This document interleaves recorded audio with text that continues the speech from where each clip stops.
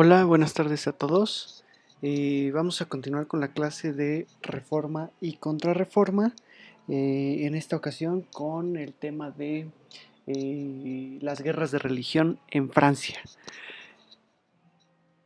Ya hemos visto a lo largo del curso, ya hemos estado viendo a lo largo del curso los distintos aspectos, digamos, que conformaron justamente la reforma protestante y por su contra, o por el contrario, la reforma católica, ¿no? Que también ya entendemos que se llama o que han llamado contrarreforma.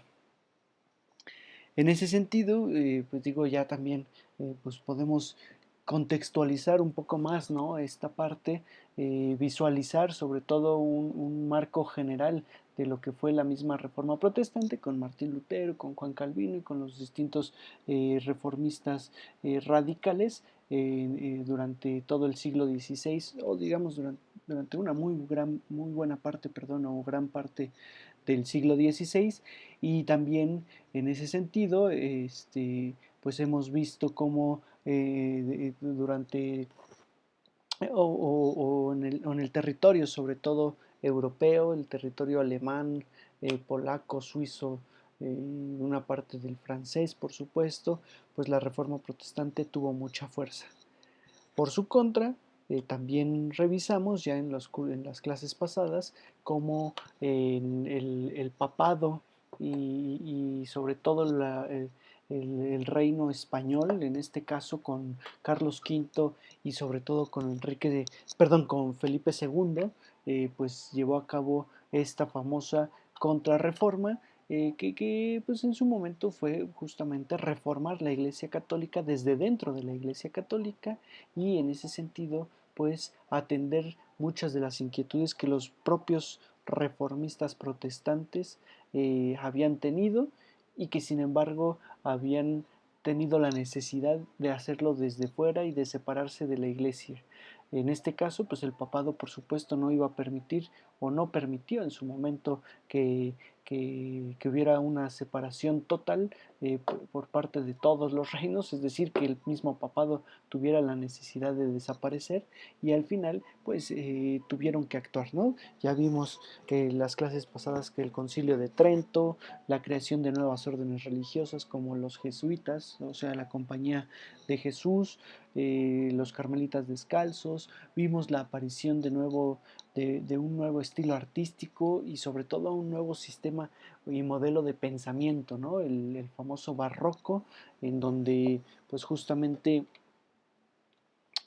vamos a tener la, la forma ahora sí que la concepción de la Iglesia Católica con respecto a estos nuevos temas. Ahora bien, hoy nos toca, hoy nos toca visualizar, sobre todo, vislumbrar pues cómo esta reforma protestante y a su vez la misma reforma católica, pues van a tener su injerencia, van a tener ahora sí que eh, van a ser puestas en marcha, van a ser puestas o van a estar en la práctica en los distintos reinos. Sobre todo el que nos interesa el día de hoy es el reino de Francia, en Francia justamente. ¿Por qué razón? Pues porque resulta que Francia es uno de los pocos países, vamos a llamar Francia y Alemania son los dos países. Recordemos que Alemania en esos tiempos no existía, que al final son los reinos alemanes y los príncipes alemanes que están conformados por distintos reinos y principados y que conforman el Sacro Imperio Romano Germánico, ¿no? Bueno, estos dos son los dos países o los dos reinos en los cuales van a tener una división religiosa. Si pensamos en Italia, pues Italia tampoco existe. Estaríamos pensando en el Vaticano, en Florencia, en Milán, en Nápoles, en Sicilia, en donde ahí no hay división política, división religiosa, perdón. Todos son católicos y los que no son católicos son juzgados y son expulsados. Pensemos en España, en Portugal, Todos son católicos y los que no son católicos son expulsados. Pensemos en Inglaterra. Bueno, Inglaterra sí va a tener su, digamos, su parte de división, pero prácticamente todos los ingleses, después, ahora sí que ya entrada la reina Isabel de Inglaterra en 1556, si mal no recuerdo, pues todos van a ser protestantes, ¿no? O anglicanos en este caso. O es decir, todos van a ir en contra de la Iglesia Católica. Y así sucesivamente.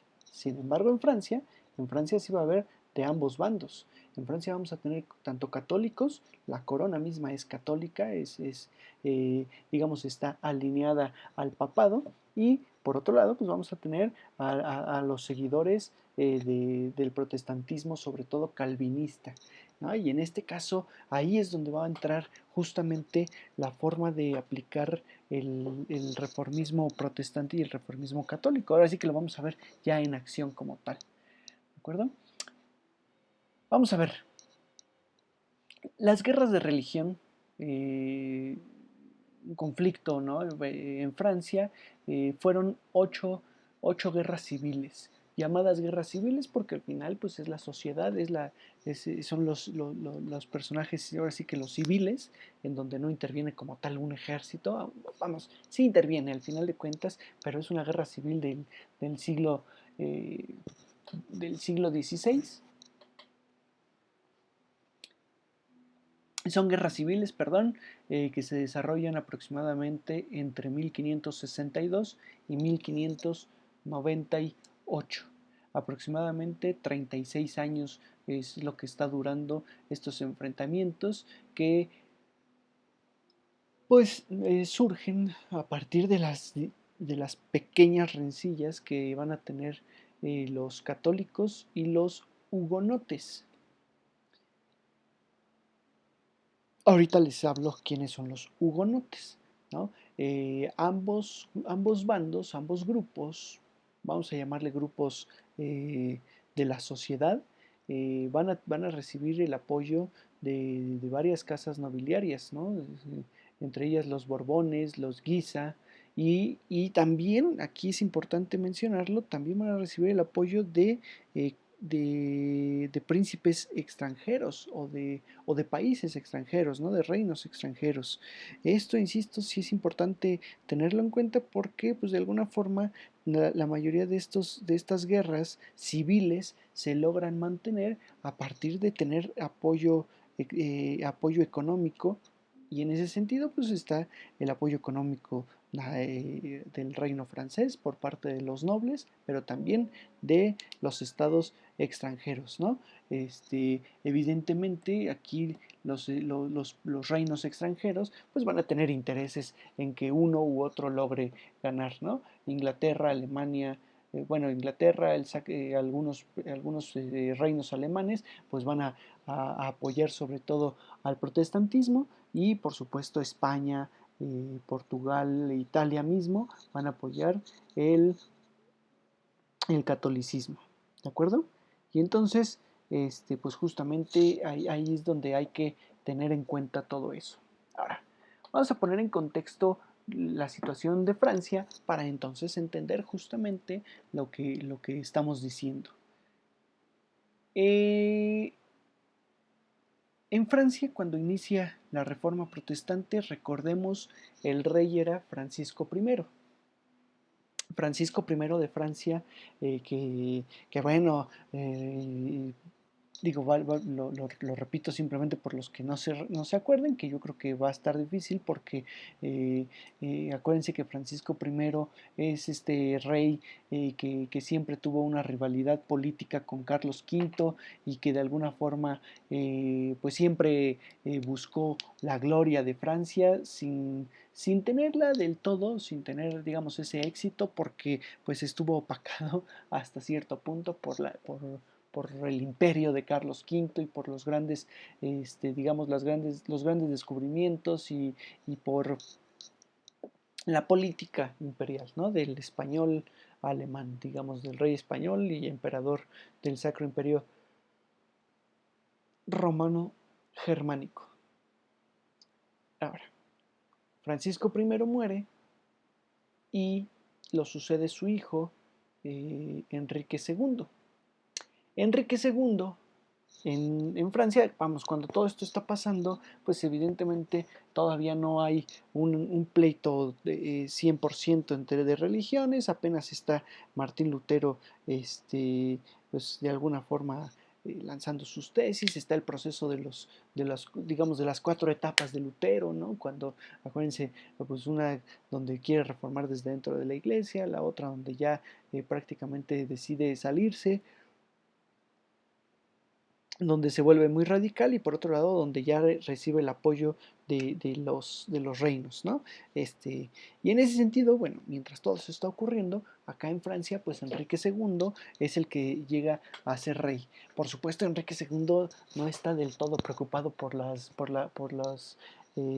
conflictos religiosos o por las creencias incluso religiosas, ¿no? Más bien ahí le preocupa la estabilidad de su reino, ya que su padre pues de alguna forma había gastado bastante dinero en sus famosas guerras contra Carlos V, contra el emperador, y entonces pues de alguna forma requería, requería solventar, insisto, eh, digamos, esas carencias que en su momento pues tenía su propio reino. Ahora, eh, también recordemos en su momento que Enrique II, cuando era niño, fue prisionero de Carlos V. En ese sentido, sí vamos a tener esto, o sea, sí lo debemos de tener muy claro, porque al final su rencor hacia España, particularmente hacia el emperador, pero principalmente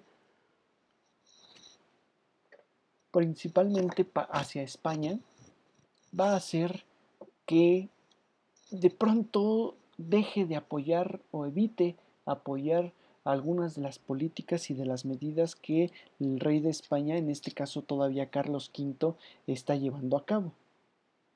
Por ejemplo, el francés pues no apoya del todo el famoso Concilio de Trento, que está convocando o que está siendo convocado por el rey de España y por el Papa, pues no porque no esté de acuerdo con el Concilio de Trento, sino más bien porque está en desacuerdo con el rey de España, ¿no? Y entonces aquí es tumbar de alguna forma la política del rey de España. Piensen ustedes como en la mayoría de los países, o sea, mismo México en la actualidad, eh, hay quien está de acuerdo con el gobierno actual y quien está en contra. Y sin embargo, pues no diremos que entonces el gobierno actual no tiene muchas virtudes y que también tiene algunos o muchos errores, ¿no? Sin embargo, pues de pronto con este rencor que tiene el sector político, los que estuvieron en desacuerdo o a quienes afectó la llegada del nuevo gobierno, pues están totalmente en contra. Y aún así sean buenas propuestas, de todos modos deciden no apoyar. Y siendo malas propuestas, pues al contrario, deciden incluso hasta evidenciar, ¿no? Y lo digo en este gobierno, pero insisto, pasa en gobiernos pasados, ¿no? Eh, en los gobiernos priistas, por supuesto, en los gobiernos panistas, pues también, por supuesto que tenían virtudes y sin embargo, sí,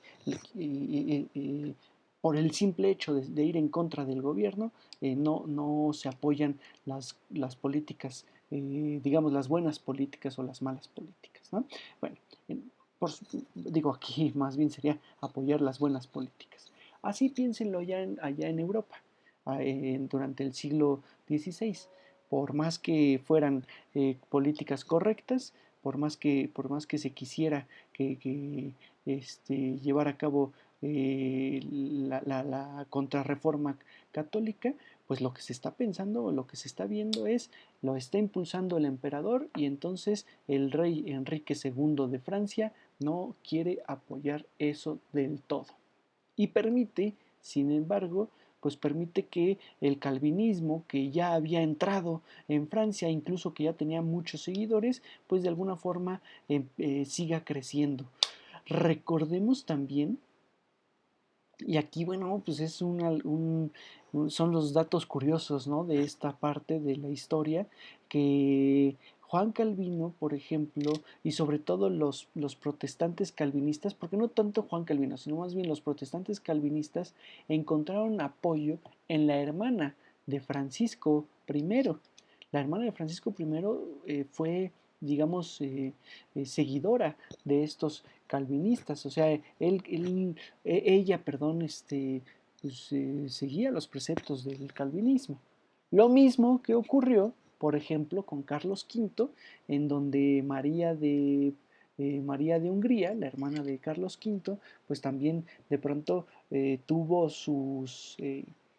digamos que sus inquietudes con el mismo Lutero, ¿no? Le permitió incluso a Lutero que le dedicara una de sus obras, más allá de que pues nunca se declaró protestante como tal. Pero acá lo que voy es que incluso dentro de las familias reales, pues teológicamente también hubo algunas inquietudes y pues algunas respuestas, ¿no? A favor eh, del protestantismo luterano y del protestantismo calvinista. Bueno, pues esto es importante mencionarlo porque entonces Enrique II, que es el sucesor de Francisco I en Francia, pues se está preocupando más por ir en contra de la política del imperio y la política española de Felipe II, ya cuando él sube al trono, que en sí de apoyar o no el protestantismo y el catolicismo en su reino. Cuando muere Enrique II, su esposa, acuérdense que era Catalina de Medici. Catalina de Medici, pues es esta mujer polémica, hija de Lorenzo de Medici, que pues de alguna forma fue regente de España en algunas perdón, regente de Francia en algunas ocasiones y que pues bueno, ella a veces tenía tendencias para aceptar el protestantismo, a veces no, y sobre todo era en función de mantener el poder allá en Francia, ¿no? De mantener el poder para la casa reinante y para sus hijos, justamente. El primer, bueno, no el primer hijo, pero el primer heredero, el primer rey hijo de Catalina de Medici, va a ser Francisco II. Francisco II, recordemos, fue rey de 1559 a 1560, es decir, solamente un año duró como rey. Sobre todo, me imagino que lo van a recordar más porque fue el primer esposo de María Estuardo.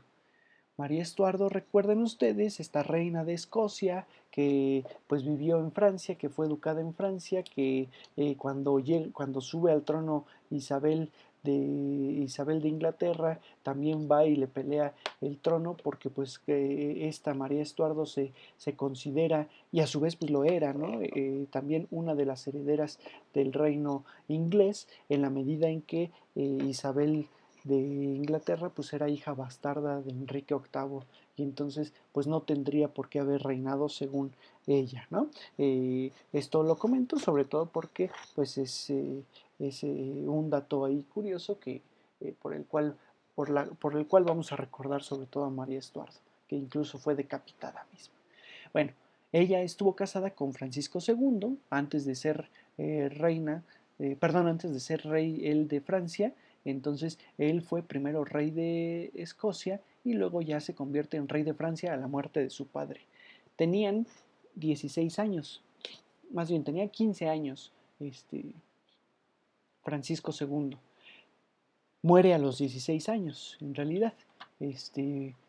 Pero recordemos que, bueno, la verdad, Francisco II tuvo una debilidad física, tanto física como mental incluso, ¿no?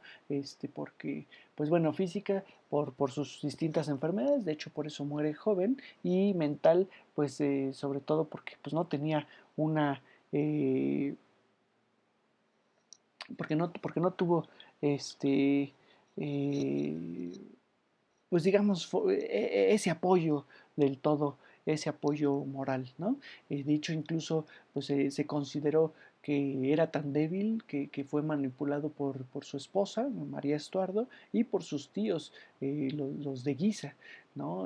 Partidarios de la política represiva contra el protestantismo. Y esto es importantísimo porque Francisco II, que les permite pues, prácticamente manipular, ¿no? A Francisco de Lorena de Guisa, y a Carlos de Guisa, ¿no? El cardenal de Lorena, pues, en sí, entonces tienen una política de represión contra los protestantes. Y ahí es donde vamos a encontrar el, el, el conflicto en las guerras de religión de Francia. ¿Por qué? Porque resulta, porque resulta que en este periodo en donde ya los protestantes calvinistas habían encontrado cierta estabilidad, ¿no? En algunos territorios, en donde algunos nobles se habían convertido en protestantes y entonces pues prácticamente digamos dominaban una región importante en Francia, ¿no? Sobre todo una parte de la región del sur allá en Francia, pues empiezan a verse atacados por parte de la corona. Recordemos que la corona no subsiste por sí misma. O sea, eso de que el rey manda y los demás obedecen, en ningún reino ha ocurrido. En algunos más que en otros. Ahí vamos a tener el absolutismo, ¿no? En algunos, sobre todo, por ejemplo, en España con los reyes católicos o con el mismo Carlos V, en Francia con Luis XIV, ¿no? En Inglaterra, a lo mejor con Isabel, pero es un decir, o sea, sí, por supuesto tienen mucha más fuerza estos reyes, pero del todo, o sea, en sí no mandan del todo. Al final dependen de la nobleza. Y si la nobleza es protestante, por ejemplo, ahorita en Francia, pues entonces es donde ya viene el conflicto y, vienen las disputas. ¿Qué ocurre? Muere Francisco II, lo sucede en el trono su hermano Carlos IX, que era el tercer hijo varón de Enrique II, o sea, hermano Francisco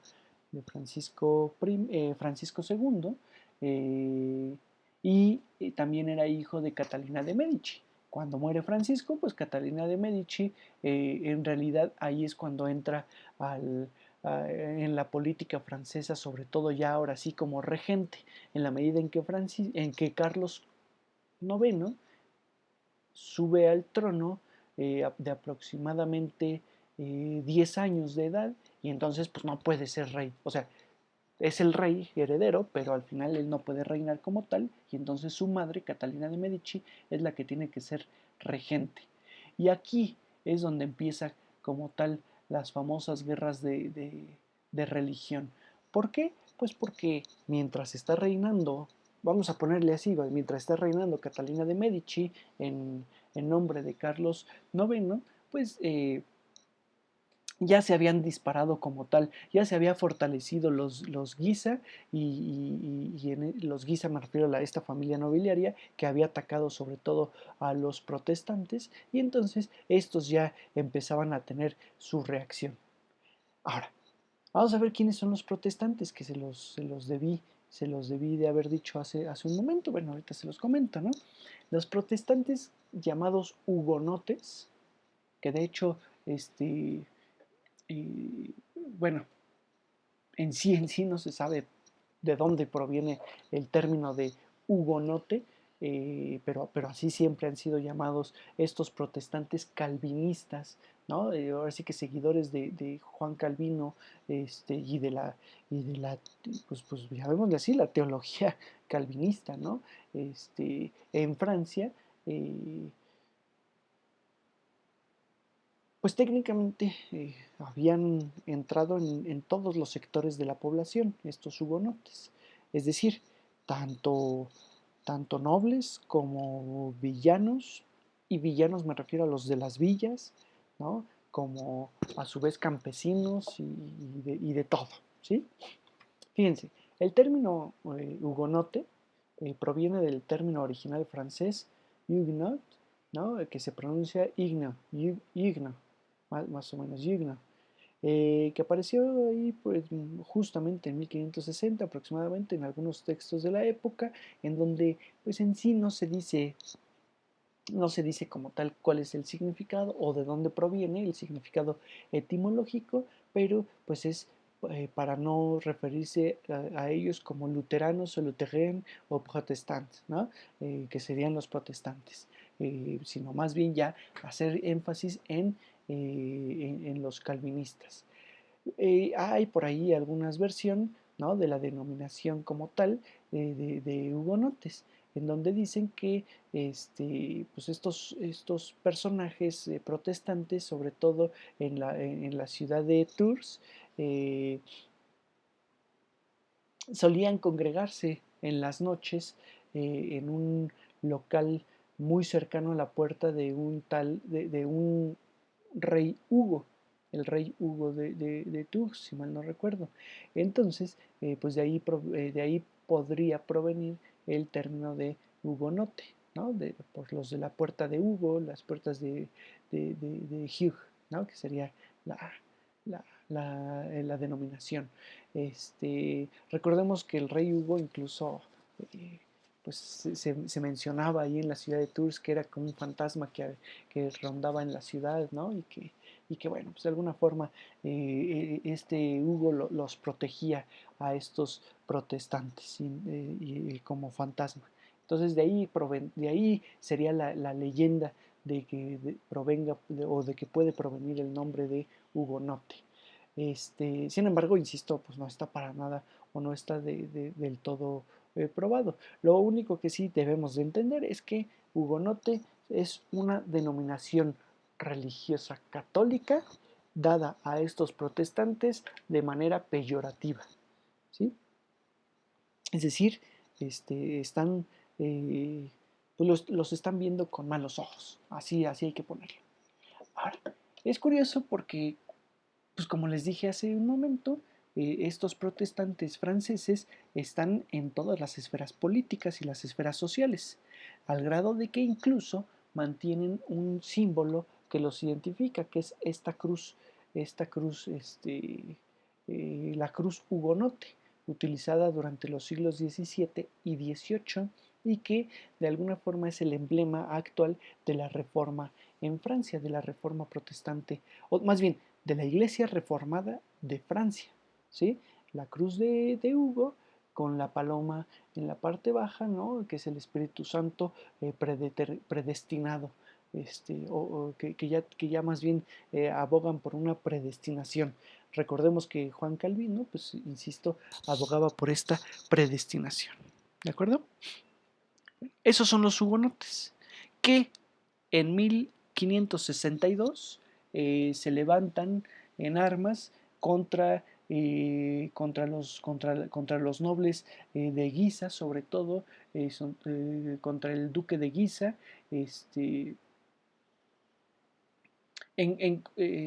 pues ahora sí que en función de los ataques recibidos por parte de la corona.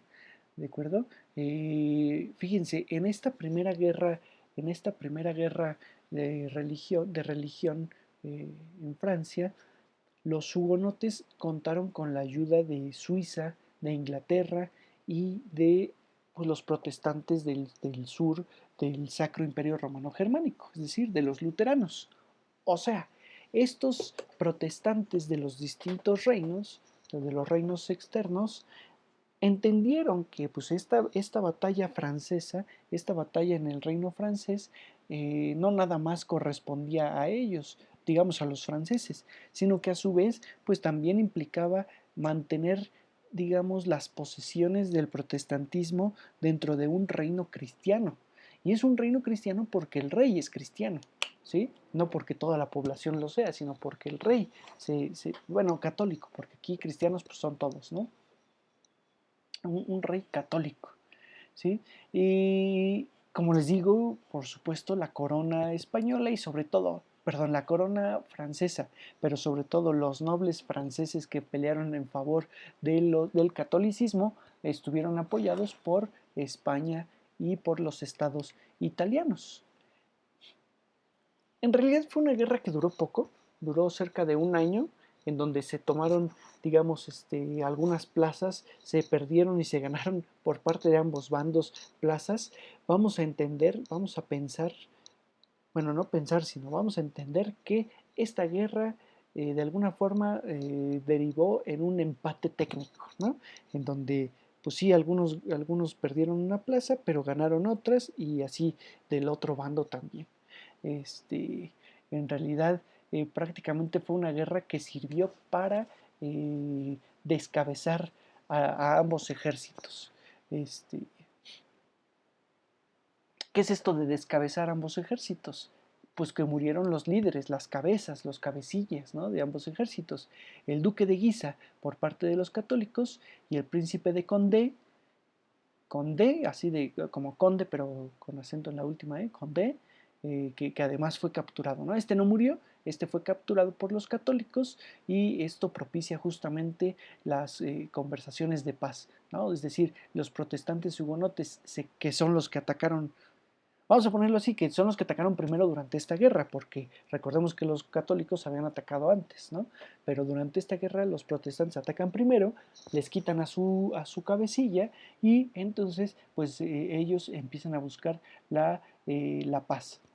Entran en conversaciones, por supuesto, y esta primera guerra culmina sobre todo con el edicto de Amboise, o de Amboise, Amboise, ¿no? El 19 de marzo de 1563. ¿Qué es esto del edicto de Amboise? En realidad es el nombre de los estatutos dictados en estas fechas que les estoy diciendo e incluso posteriores, fechas posteriores, porque bueno, se siguió reutilizando el famoso edicto, en donde pues bueno, se lleva a cabo la pacificación de las guerras calvinistas, ¿no?, que se dieron allí en Francia. Eh, Perdón. En este dicto, lo que exigían los hugonotes es, ok, vamos a parar la guerra, vamos a detener esto. Por supuesto, pues ya no tenemos líderes, pero al final pues siguen teniendo como tal pues mucho poder y una buena parte del territorio controlada. O sea, al final aquí no pierden territorio, simplemente pierden líderes. Vamos a tener, fíjense aquí, en el norte, en la Bretaña, Normandía, en toda la zona de Orleans y París, vamos a tener la Liga Católica y claro, al centro se llaman neutrales, aunque al final de cuentas pues son católicos como tal. Cuando se trata de neutrales es porque apoyan mucho más a la religión oficial, que es la católica. Y por otro lado vamos a tener la parte del sur, toda esta zona del sur, como los territorios dominados por los hugonotes. ¿De acuerdo? Entonces, estos hugonotes exigen y solicitan al rey Carlos IX, que es el rey que está en esos momentos, bueno, a ver, en este caso Catalina de Medici, ¿no?, que es la que está reinando como regente en favor de su hijo Carlos IX, le solicitan que a partir del edicto de Amboise, de los edictos de Amboise, vamos a llamarlos de esa forma, se les permita a los hugonotes predicar sus doctrinas en los distintos campos de sus territorios.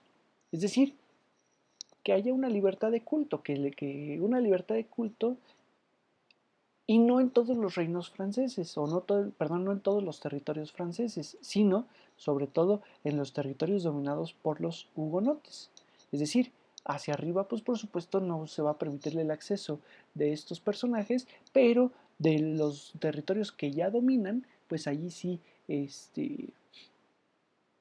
se puedan mantener predicando como tal esta religión o estas creencias. ¿De acuerdo? En realidad, pues bueno, se está limitando, por supuesto, ese derecho, también con el edicto, y el límite es simplemente mantenerse en su ciudad como tal, ¿de acuerdo? En sus espacios. Los calvinistas obtenían en este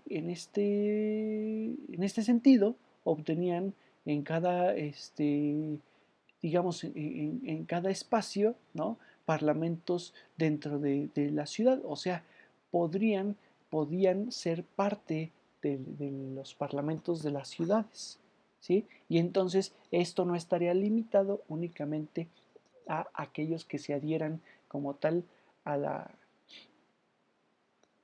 digamos, a la religión católica, sino que el gobierno en general podía ser tanto protestante como católico, más allá de que la corona fuera del todo católica. ¿Sí?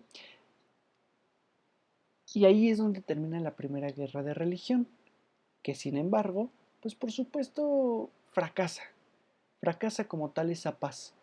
¿Por qué razón? Pues porque de alguna forma hay tensiones internacionales en los distintos reinos. En Alemania siguen las tensiones entre protestantes y católicos. En Italia mismo, de pronto, pues los otomanos por ahí también siguen atacando. Entonces también hay guerra religiosa.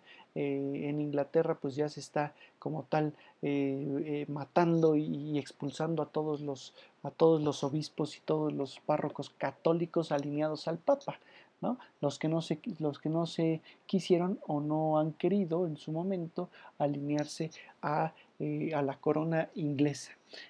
Por otro lado, pues también sigue habiendo una rivalidad entre el príncipe de Condé, que sigue vivo simplemente, y el conde de Anjou.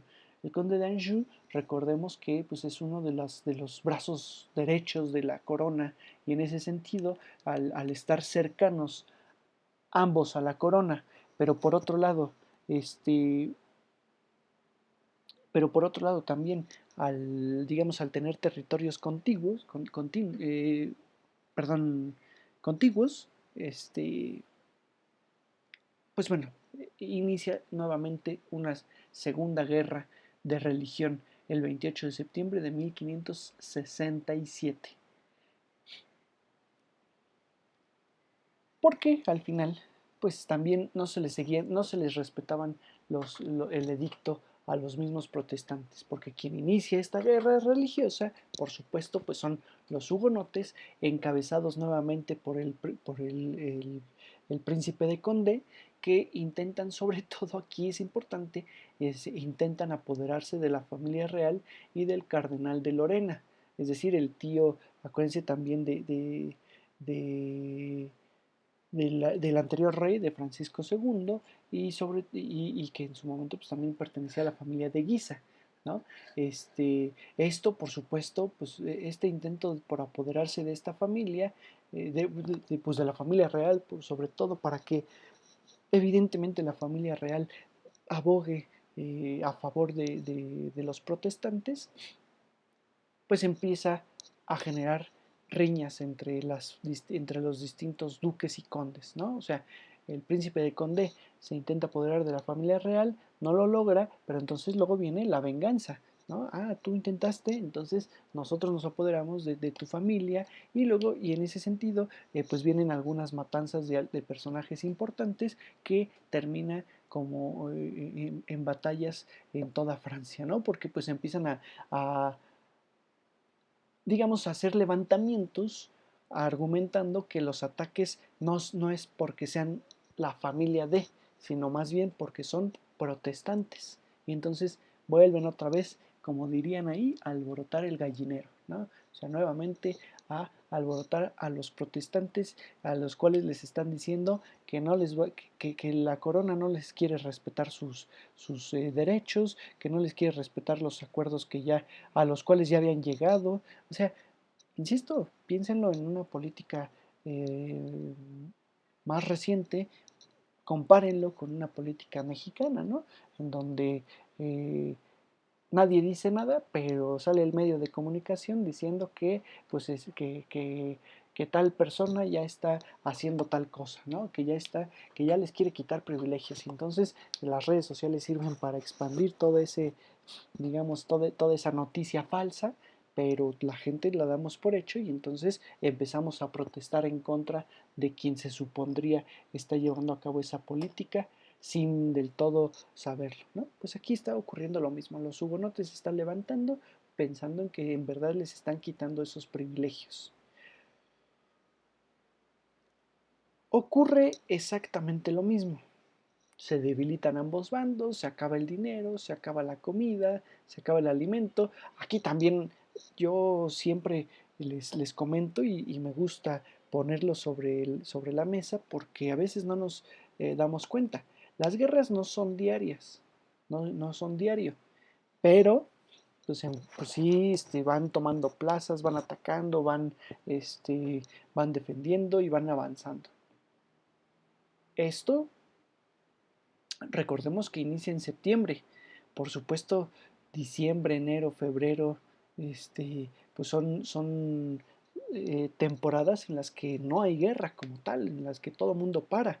Pero se reactiva marzo y entonces son guerras, aquí sí, digamos, diarias, ¿no? Y todo esto, pues entendamos, el frío debilita los ejércitos y entonces no están peleando, pero ya el calor, pues ya les permite, ahora sí, recuperarse, ¿no? Y estar peleando diario. Vuelve nuevamente el frío y en ese sentido, pues deciden eh, firmar la paz, ¿no? Que claro, la paz ya se había buscado, pero vuelven a intentar buscar esta paz, ¿de acuerdo? Esta paz, por el debilitamiento económico y político que van a tener ambos bandos, se firma llegando al acuerdo que ya tenían, al acuerdo anterior, que es vamos a respetar, es decir, los hugonotes se comprometen a devolver todo lo que habían conquistado, ¿no? O sea, todo el avance territorial lo devuelven a cambio entonces de volver a imponer el edicto de Amboise, pues que les permitía practicar su religión, ¿no? Entonces, o sus creencias. Bueno, es que vamos a llamarle religión, aunque no es una religión diferente, al final de cuentas es cristianismo, ambas religiones, ¿no? Sin embargo, son creencias dentro de la misma religión, ¿no? Uno es el protestantismo, otro es el catolicismo, pero son creencias dentro de una misma religión, ¿de acuerdo? Pero bueno, el asunto es que se les permite entonces todo esto. Sin embargo, sin embargo, piensen ustedes esto de manera, eh, pues no sé, a ver, recuérdenlo incluso con el racismo mismo. Por más que se llegan a acuerdos, por más que se dice que ya no va a ocurrir, que ahora ya todos respetan, pues al final queda siempre ahí pendiente la, digamos, la reacción del pueblo como tal, al cual, porque los acuerdos entendamos que son acuerdos de las altas esferas políticas, ¿no? O sea, de los líderes. Pero el pueblo, pues al pueblo ya lo alborotaste, al pueblo ya le dijiste que están o no están de acuerdo con los hugonotes, o que los hugonotes van a llegar y van a desaparecer lo que tú vienes creyendo. Entonces dices, el gobierno no quiere actuar, el rey no quiere actuar porque llegó a una paz por conveniencia. Sin embargo, pues esto aquí sigue.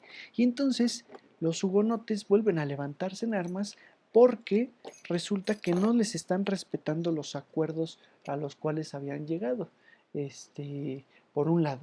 Y por otro lado, pues igual, los hugonotes ahora sí que ya habían tenido un avance importante, ya habían avanzado de manera importante, haciéndose de muchas tierras, y resulta que por los acuerdos que están haciendo los líderes, ahora tienen que retroceder. Entonces, en las clases bajas, digamos, en la sociedad misma, no están respetando los acuerdos y entonces, pues es cuando viene una tercera guerra de religión. ¿Por qué? Pues argumentando que, digamos, los hugonotes argumentando que no están controlando a los, a los católicos, ¿no? Y por otro lado, los católicos argumentando que los hugonotes no se quieren salir de los territorios pues que estaban dentro del acuerdo. En este punto es importante mencionar que previo a todo ello, y en esta, digamos, ya visualizando que es muy posible que estalle una tercera guerra de religión, la reina Catalina de Medici ordena capturar al príncipe de Condé,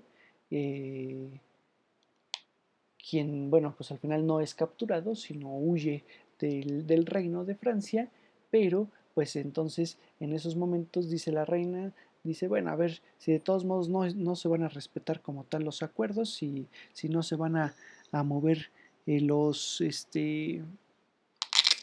hugonotes no se van a mover de los espacios, pues entonces vamos a revocar los edictos de Amboise o Amboise y en ese sentido, pues les quitamos, o sea, como tal, les están quitando la protección a los hugonotes, porque pues al final los edictos como tal son una protección real, ¿no? Porque los está firmando el rey.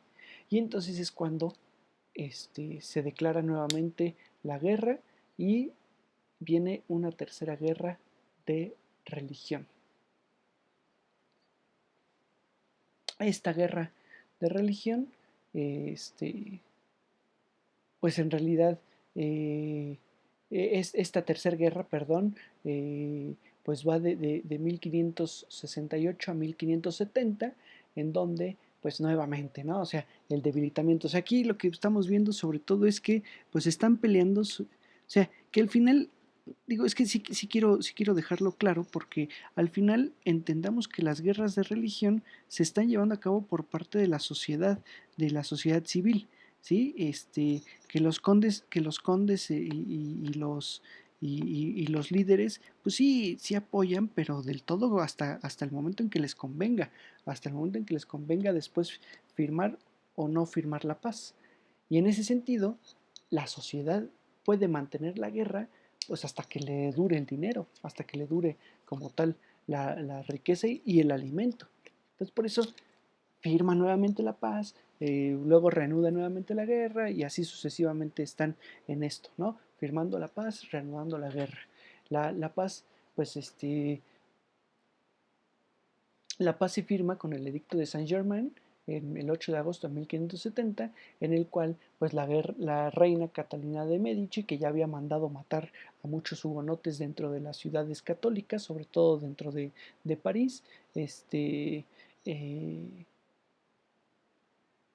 bueno, decide otorgarles la libertad de conciencia y de culto a toda Francia, ¿sí?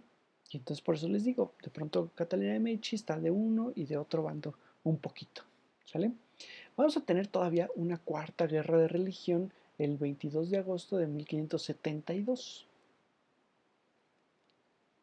Pues porque en realidad las partes no quedan conformes con la organización territorial y administrativa que se, que se están retomando. Acuérdense, pues aquí se firma la paz y dicen, bueno, vamos poco a poco vamos a deliberar, a ver quién controla qué cosa, ¿no? Yo controlo aquí, tú controlas acá, pero después pues empiezan a tener otra vez estos desacuerdos y deciden nuevamente eh, pues nuevamente deciden iniciar la guerra, ¿no? O reiniciar la guerra. El 22 de agosto de 1572, en realidad, uno de los líderes hugonotes es víctima de uno de los atentados, bueno, de un atentado en su contra, por supuesto. Eh, y bueno, pues aquí, como tal,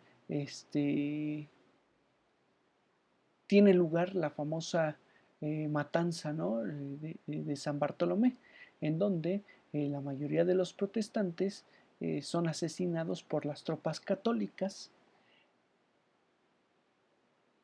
con órdenes, o más bien por órdenes de Catalina de Medici. Si anteriormente Catalina de Medici había firmado la paz, pues justamente los hugonotes deciden levantarse nuevamente en armas, ¿no? Porque resulta que este, pues, en efecto, la digamos, pues, la palabra como tal de la reina no vale, del gobernante en esos momentos, que es la reina Catalina de Medici, que, bueno, que también pues, está gobernando en favor de su hijo. Y entonces, si esa es la máxima autoridad, pues ¿qué se esperan, ¿no? Que les llegue después.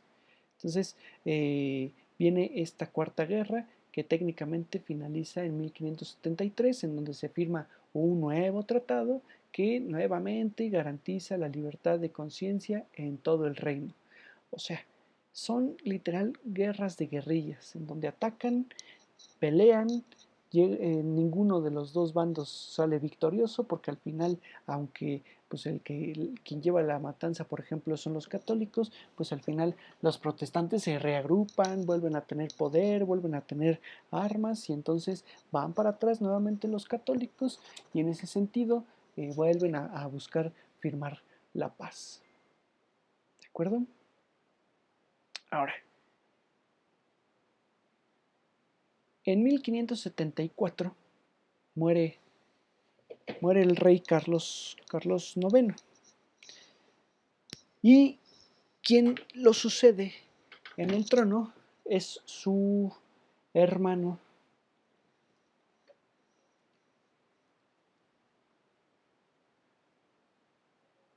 perdón, sí, en este caso, su hermano Enrique III. Este, Enrique III Enrique III de Francia, por supuesto, se convierte en rey de Francia. Él ya había sido rey de Polonia, como Enrique de Valois. Y esto porque Polonia, pues, bueno, es otro tema, ¿no? Pero también con algunos conflictos religiosos, sobre todo ahí con mayoría, si mal no recuerdo, católica. Bueno, Polonia no tenía sucesión directa de reyes, sino más bien, pues, entraban en votación, ¿no? Y entonces él eh, acude con toda una comitiva, por supuesto, y logra que lo elijan rey de Polonia. Y entonces es rey de Polonia que pues técnicamente deja el trono de Polonia para convertirse en rey de Francia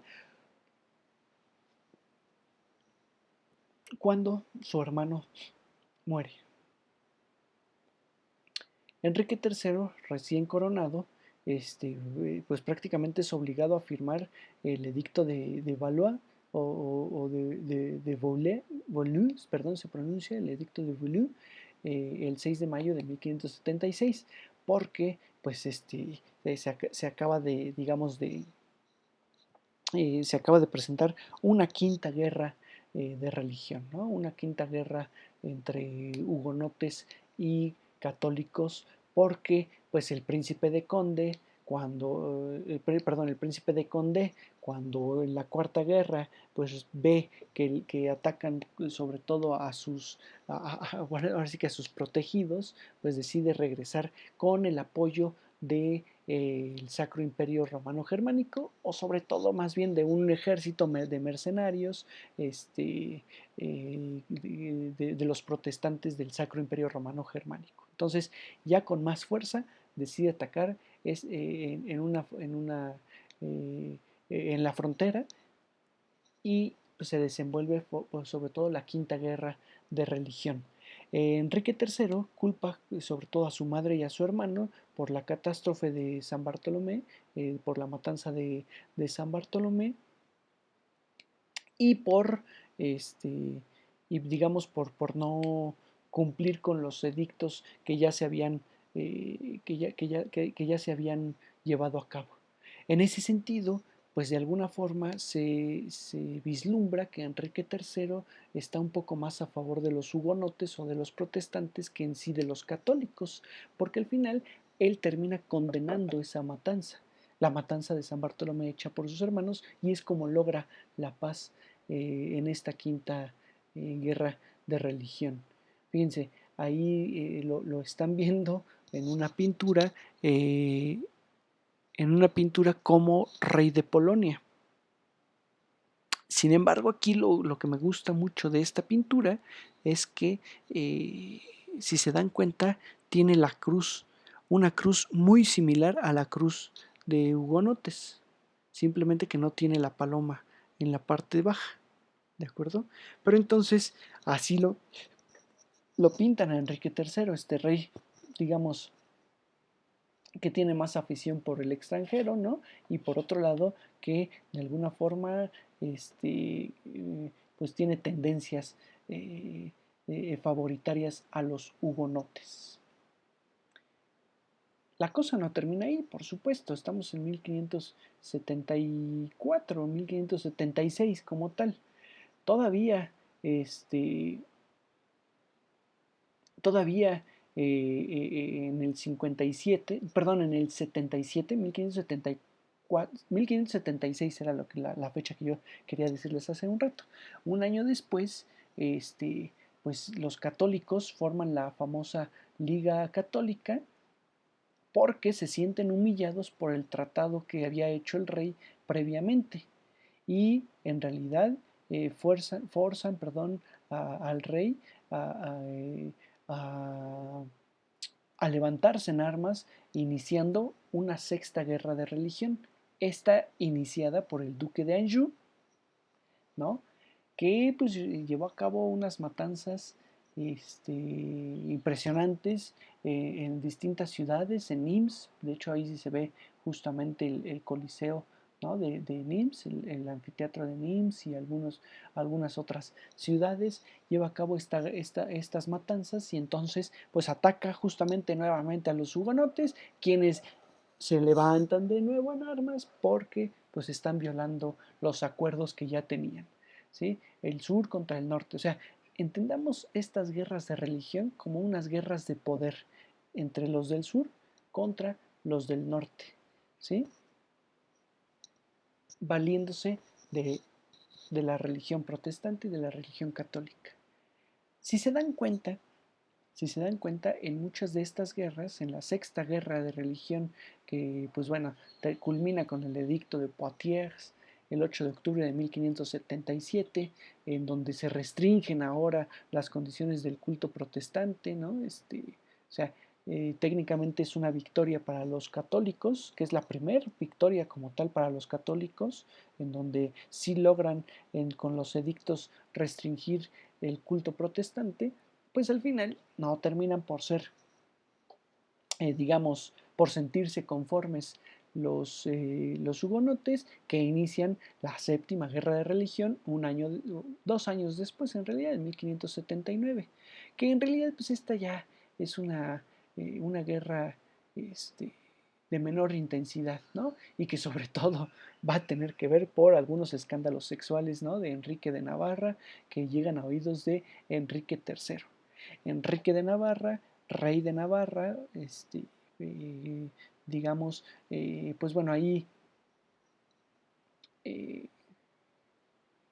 pues de alguna forma, bueno, tiene algunas mujeres, ¿no? Tiene muchas mujeres en todo esto, y los católicos como tal se burlan de las noticias de Enrique de Navarra, se burlan de todo esto, de estos escándalos sexuales, y pues de alguna forma provocan que haya un nuevo ataque protestante defendiendo a uno de los que había, digamos, de los reyes que habían de los nobles, porque en este caso Enrique de Navarra todavía era un noble, ¿no? Pues que había apoyado a los protestantes. Insisto, no es una guerra eh, con tantas batallas, pero es una guerra larga, es una guerra que se prolonga durante 6 años, ¿no? Este, y que bueno, se firma la paz en 1580, en donde pues sí llegan simplemente a los acuerdos anteriores. Los hugonotes como tal, pues simplemente pelean casi por el orgullo, más que en sí por tener muchas defensas. ¿De acuerdo? Sin embargo, esta última guerra, va a derivar en la octava y última guerra de religión, que vale decir que fue la más larga y la más intensa de todas. Esta última guerra, esta octava guerra de religión, empezó en 1585, y que incluso lleva el nombre o el sobrenombre de la Guerra de los Tres Enriques. ¿Por qué? Pues porque los combatientes son Enrique III, rey de Francia, Enrique de Navarra y Enrique de Guisa. Enrique III, rey de Francia, y Enrique de Guisa, al final católicos, combaten contra Enrique de Navarra, que tiene estas, digamos, eh, intenciones de proteger a los protestantes, en donde pues Enrique de Navarra, que es líder de los hugonotes, se convierte en el nuevo rey de Francia tras la muerte de Enrique III de Francia. Y esto es importante porque entonces un líder protestante se convierte ahora en rey de Francia. Entonces esto es vital porque puede ocurrir exactamente lo que ocurrió en Inglaterra.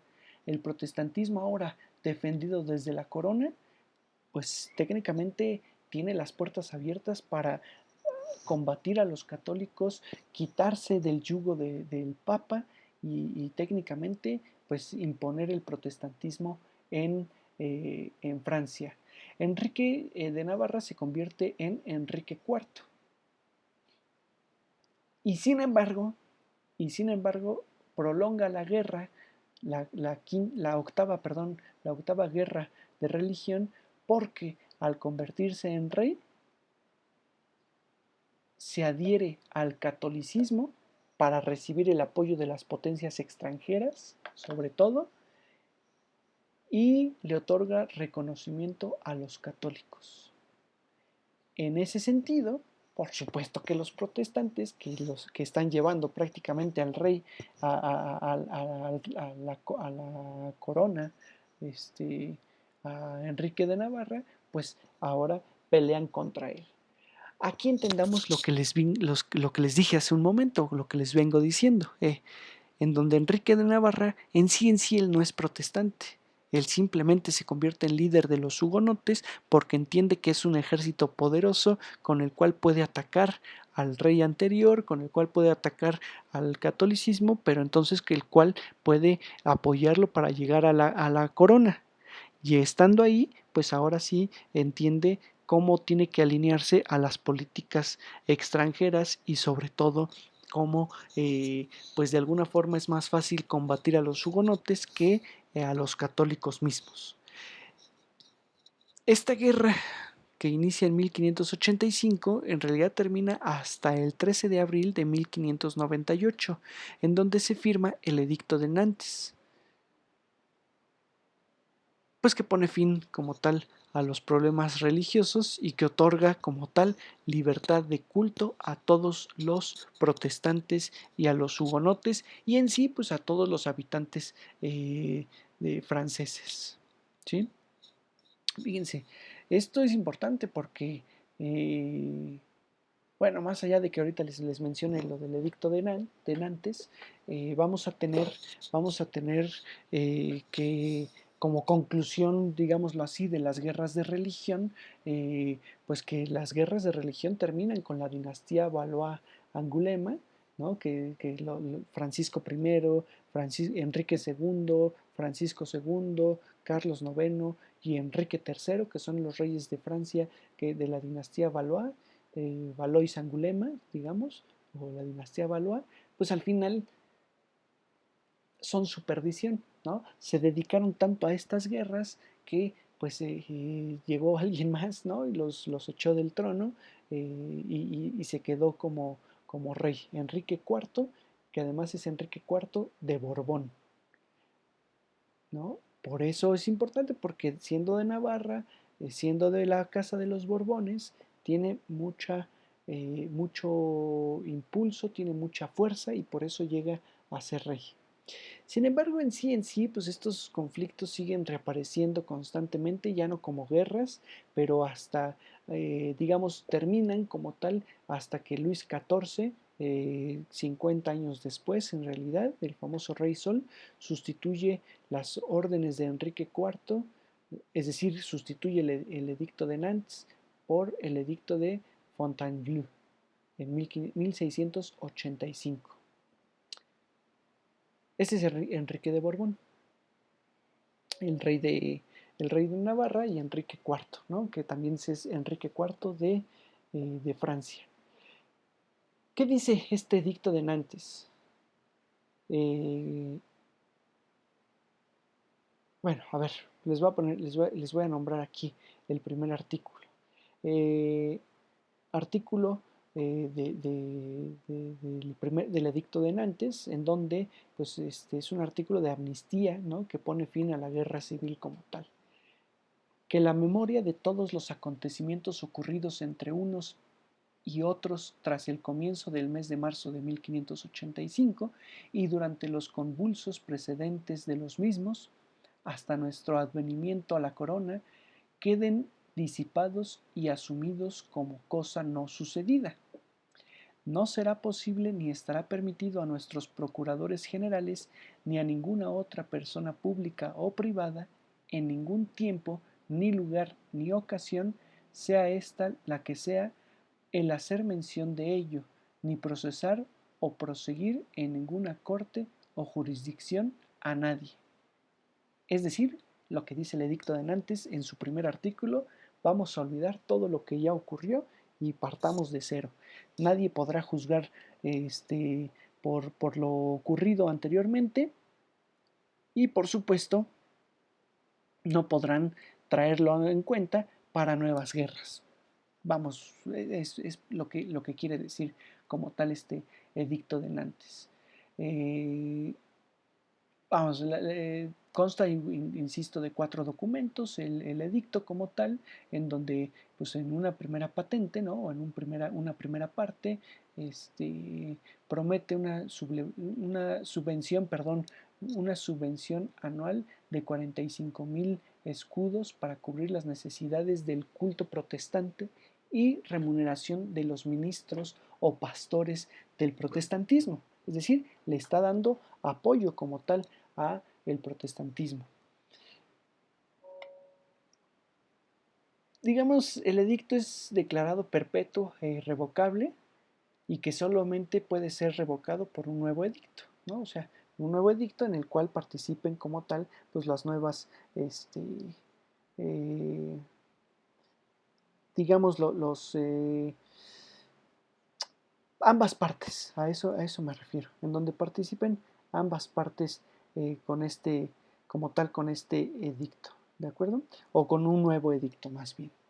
Eh, También en el edicto, eh, bueno, se trataban de la aplicación, ¿no? Práctica del edicto en casos locales concretos, es decir, no es una tipo constitución, tanto son, digamos, importantes de manera general las leyes o las normas que está dando el edicto, pero también de manera particular se está diciendo o se están mencionando, ¿no?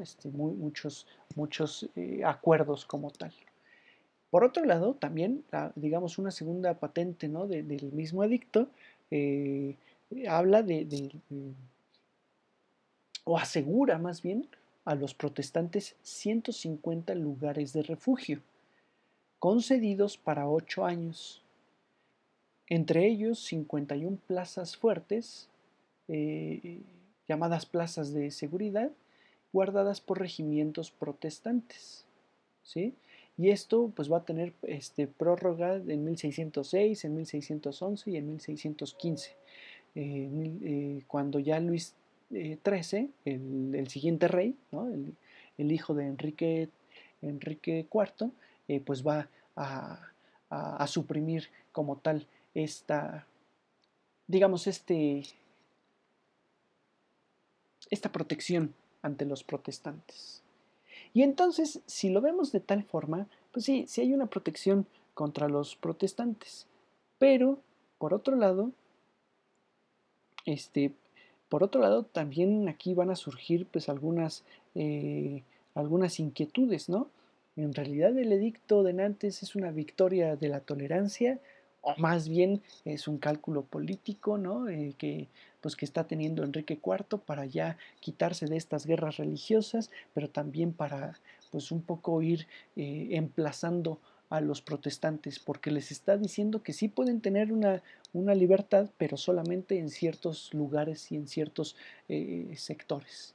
¿De acuerdo? Entonces, pues sí, de alguna forma se está pensando en todo esto. Se está, eh, digamos, al final el edicto genera tensiones, resistencias, pero por otro lado también genera esta tolerancia hasta cierto punto, ¿no? Pues bueno, ahí vamos a tener como tal esta parte.